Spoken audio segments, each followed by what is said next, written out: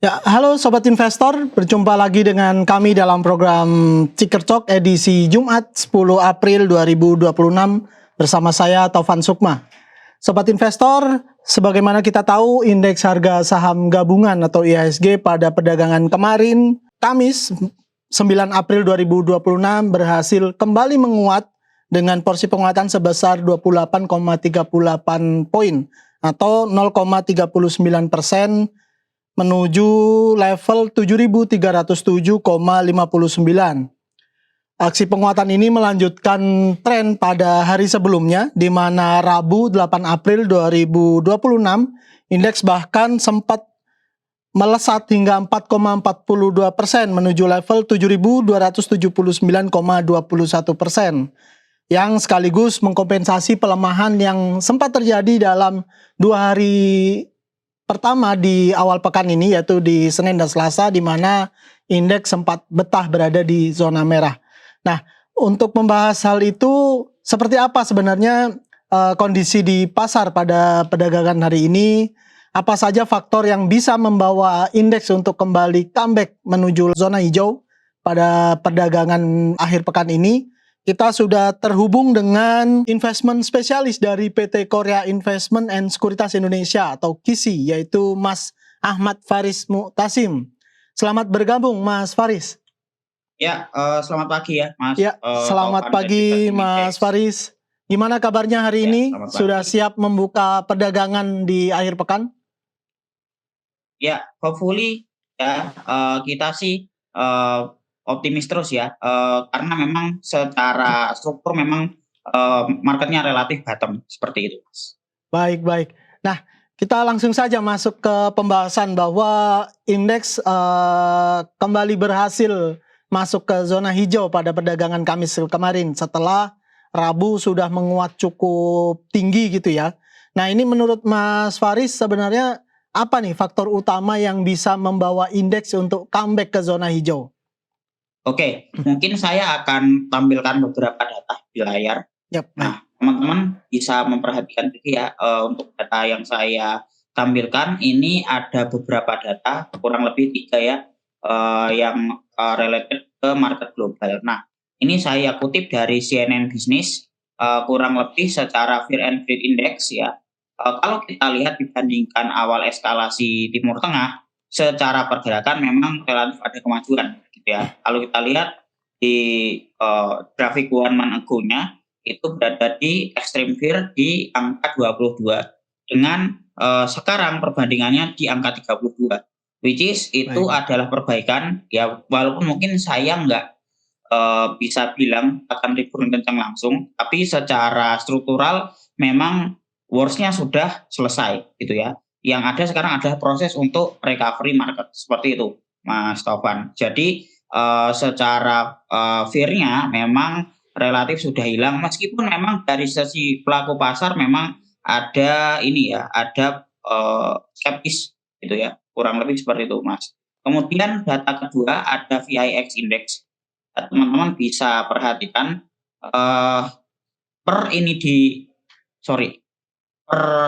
saya tampilkan data ini saat ini berada di level 21,52 ya. Jadi kurang lebih VIX-nya di bawah MA50 gitu. Dan kalau misalnya bisa breakdown area psikologis di 20, maka secara market akan merespon secara risk on, dan itu baik untuk aset beresiko seperti saham.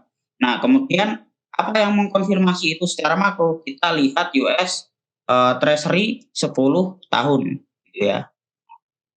Di sini kita lihat secara US Treasury yield 10 tahun memang relatif mulai ada penurunan ya, ketika puncak eskalasi berada di ini 4,48 gitu ya, atau mungkin zonanya 4,5.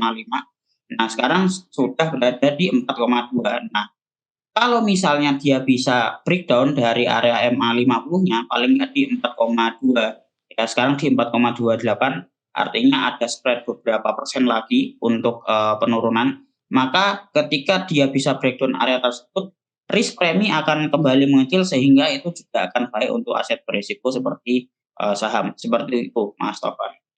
Baik, ini menarik nih, di fear index-nya relatif menurun begitu ya, bahwa walaupun memang perang masih terus berlangsung, kita bisa semacam bacanya bahwa pasar sudah mulai menyesuaikan gitu ya dengan kondisi perang, sehingga itu dampaknya terhadap pasar relatif tidak begitu besar dibanding hari-hari yang sebelumnya gitu ya, Mas? Ya, seperti itu, Oh Mas ya, Tovan. Jadi kurang lebih tentu ini akan mempengaruhi volatilitas ya. Tapi saya bisa proyeksikan secara struktur market tidak membentuk ini ya pola lower low baru, sehingga memang kita akan fokus untuk konsolidasi dulu gitu ya, sambil mencari momentum untuk pembalikan arah seperti itu, Mas Tovan.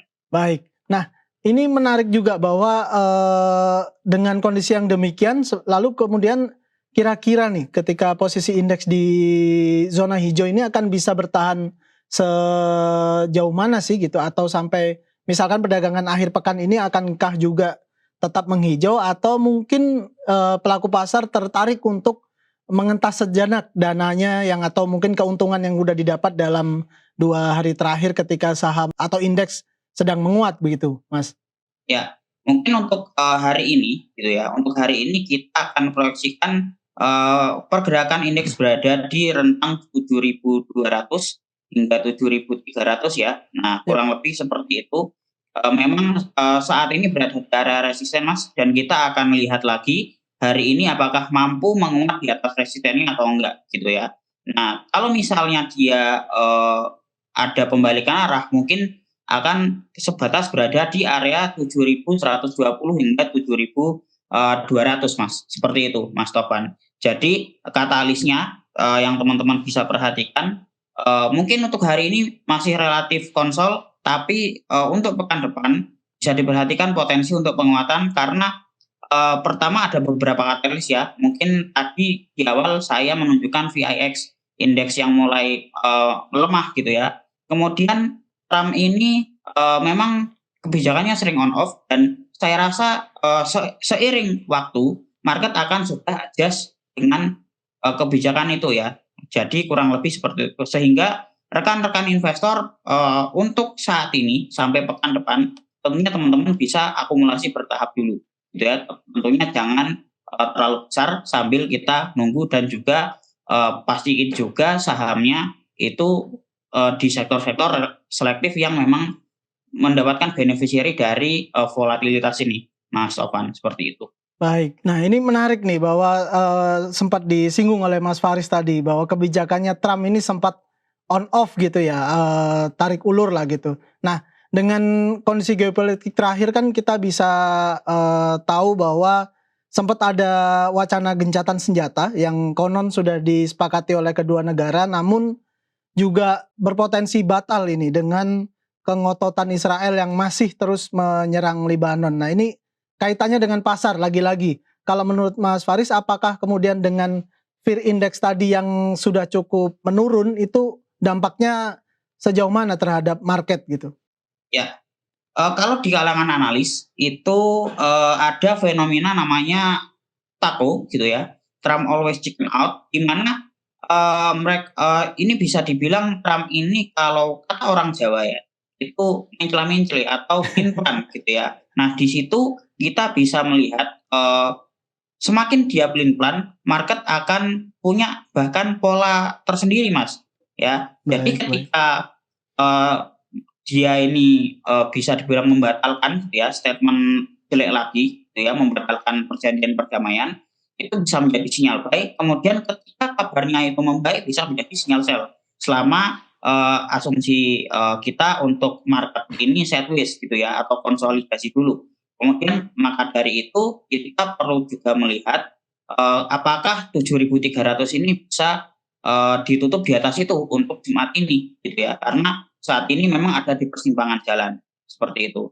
Baik, baik. Nah, dengan kondisi yang demikian, kita bisa lihat dari analisa Mas Faris kan cukup optimis gitu bahwa tren penguatan ini sepertinya akan masih bisa diharapkan untuk berlanjut. Nah, terkait dengan sektor saham atau mungkin bahkan secara spesifik saham-saham apa saja yang bisa direkomendasikan untuk perdagangan hari ini, dan kira-kira dengan kondisi pasar yang demikian, investor harusnya seperti apa sih? Apakah memang karena saham-sahamnya sudah cukup murah sehingga aksi borong menjadi layak, atau wait and see juga tetap diperlukan dengan kondisi yang masih sedikit banyak cukup beresiko begitu, Mas? Ya, mungkin kalau misalnya teman-teman bisa mengikuti tempo takonya ini gitu ya. Ya. Dan teman-teman bisa menjadikan sinyal, katakanlah perjanjian damainya ini dibatalkan sebagai sinyal baik. Kemudian nanti ketika dia statementnya balik lagi, itu bisa menjadi sinyal sell gitu.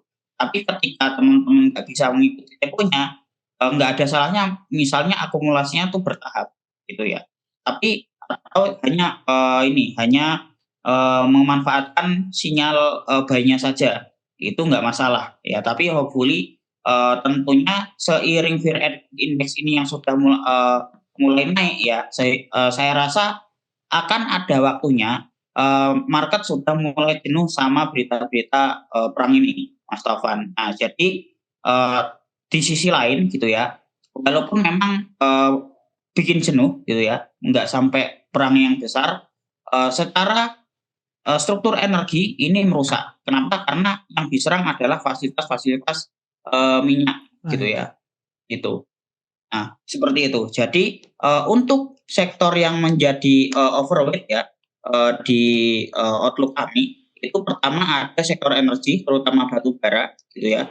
Kemudian ada komoditi substitusi seperti CPO ya. Kalau untuk sektor domestiknya, CPO ini diuntungkan dari program B50 ya. Kemudian untuk batu bara kita lihat Newcastle Coal itu relatif naik dalam beberapa bulan terakhir. Nah, mungkin untuk sahamnya itu ada TAPG ya, Triputra Agro, teman-teman bisa masuk di rentang harga supportnya di 1.700 hingga 1.740 dengan resisten di 1870 hingga 1.900 gitu ya. Kemudian untuk saham kedua itu ada BP. BP ini merupakan supporting dari migas dan juga batu bara dengan supportnya di 224 hingga 234 dengan resistennya di 270 dan 290. Namun teman-teman investor perlu analisa kembali ya untuk dua saham ini yang mungkin tadi saya sebutkan. Baik.